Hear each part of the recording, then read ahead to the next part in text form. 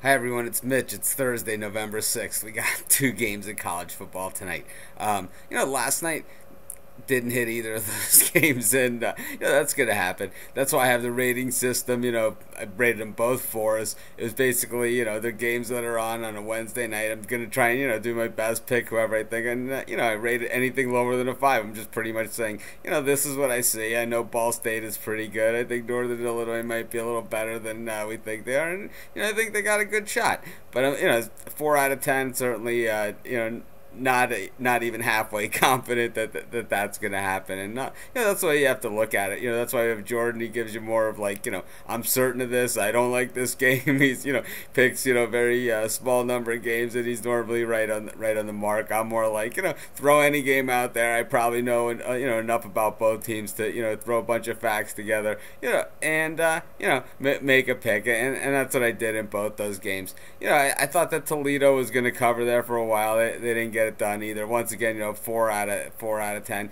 Two games that those things fall on a Saturday where there's 30 games going on. I'm not anywhere near either of them, and I feel the same way about tonight's games. TCU and Utah, fabulous game. If these two teams, you throw them in the SEC or the Pac-10 or any of those big conferences where they're more than capable of playing, then this is the feature game on ABC this week. This is one of the big games, and the fact that these conferences, they don't even make ESPN is it dims it down a little bit, but those who are real fans of the game, they know that this is where the action is. That Utah TCU game is going to be a real dogfight. I'm taking TCU, but I'm not because I really love them or anything. I'm taking them just to take a side like I normally do. I'm going to give it a 4 rating, maybe even a 3. Maybe I should be lowering these things even lower so people understand that I'm not really confident, because I throw out plenty of games where I'm 7, 8, 6, where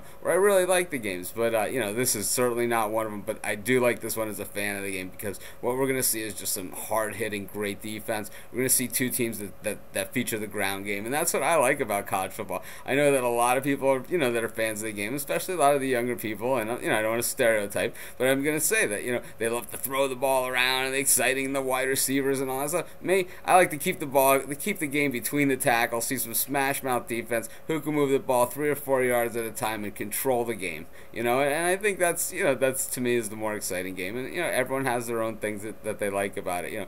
Personally, I like the hitting, and that's what I like the best about. Some people, they like the long touchdowns, and it's each their own. I don't think we're going to see too many long touchdowns in this one. I think we're going to see a lot of hard hitting and a lot of attitude, because this one means a ton. Also, Utah's got a chance to be in the BCS. I mean, if they win this one, they're almost as good as in. They will have the Holy War against BYU, which is not going to be a gimme by any stretch of the imagination. But this one goes a long way to making a statement that they belong in the BCS, and everybody who really follows the game, they know that about this one. So we're gonna go on TCU. We're gonna take it small, and we're not gonna we're not going to say that it's just it's anything but a sure thing. Going on the road to play an undefeated Utah team. In the other game, we got Maryland and Virginia Tech, two teams that I haven't been able to figure out very well this season. Finally got off of the Virginia Tech bandwagon that I've been on for a few years now, and it's treated me quite well. It's tough to let go sometimes, because Virginia Tech has done it with smoke and mirrors, it seems, for so long. Just Frank Beamer and Bud Foster getting every little bit out of every one of their players. They always seem to be able to do it. They seem to be able to do it, creating, plays on special teams, hard-hitting, opportunistic defense, and, just a serviceable offense that, takes advantage of that great field position that some of those other things that we just mentioned, create. On the other side, we have Maryland, who, no one was expecting anything of them. I heard, Ralph Friedgen and Hot Seat, mentioned in the same sentence, quite often, early in the season and in the preseason. And, they've responded. Maryland's won 6 out of their last 7 games. So,